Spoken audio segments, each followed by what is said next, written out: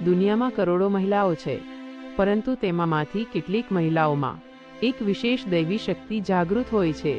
તે દેખાવમાં સામાન્ય હોય છે, પણ તેમની અંદર વસતી શક્તિ અસાધારણ હોય છે. આ સત્ય 99% લોકોને ખબર જ નથી પડતી.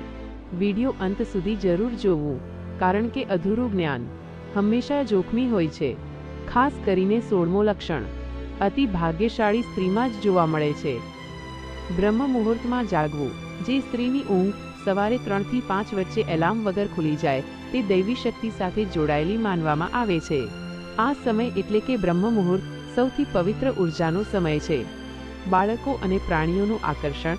રડતું બાળક તેમની પાસે જઈને શાંત થઈ જાય, અથવા પ્રાણીઓ પ્રેમથી નજીક આવી જાય, આ તેમની સાત્વિક આભાનું પ્રતીક છે. હાથમાં અન્નપૂર્ણાનો આશીર્વાદ. ઓછા સામાનથી પણ સ્વાદિષ્ટ ભોજન બનાવવાની કળા. આ માત્ર કૌશલ્ય નથી, પણ અંદરની પોષક દૈવી શક્તિ છે. પૂર્વાભાસ થવો. સપનાઓ સાચા નીકળે અથવા કોઈ ઘટના પહેલા સંકેત મળે, આ જાગૃત અંતરાત્માની નિશાની છે. પ્રકૃતિ સાથે જોડાણ.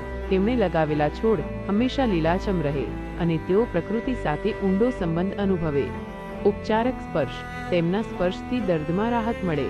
ખાસ કરીને માતૃત્વ ધરાવતી સ્ત્રીઓમાં આ ગુણ વધુ જોવા મળે છે. સ્વાભાવિક સુગંધ. પરફ્યુમ વગર પણ સૌમ્ય સુગંધનો અનુભવ થાય, જે આંતરિક શુદ્ધતાનું પ્રતીક છે. વાક સિદ્ધિ. તેમનો આશીર્વાદ અથવા બોલેલા શબ્દો ઘણીવાર અસરકારક અને સાચા સાબિત થાય છે. સંકટમાં અડગમન. પરિસ્થિતિ કેટલીય કઠિન હોય, પણ તેઓ હિંમત નથી હારતી અને પરિવાર માટે દીવા જેવી બને છે.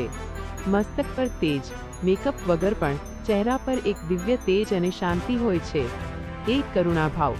બીજાના દુઃખ જોઈને જેની આંખમાં આંસુ આવી જાય, તે શુદ્ધ હૃદયનું ચિહ્ન છે. એક લાંબા કાળા વાળ. પરંપરાગત માન્યતા મુજબ આ શક્તિ અને આકર્ષણનું પ્રતીક છે.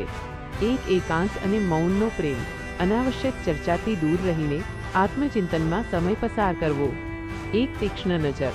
સામેની વ્યક્તિના મનની વાત અથવા તેના હેતુને તુરંત સમજી લેવાની ક્ષમતા. એક અતિ ધૈર્ય અને ક્ષમાશીલતા.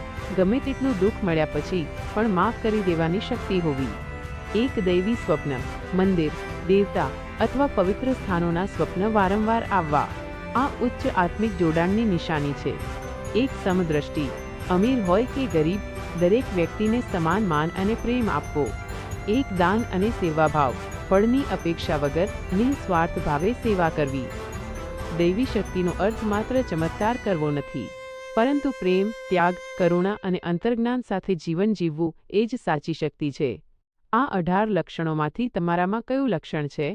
કમેન્ટમાં જરૂર લખજો અને જય પરાશક્તિ લખીને માતા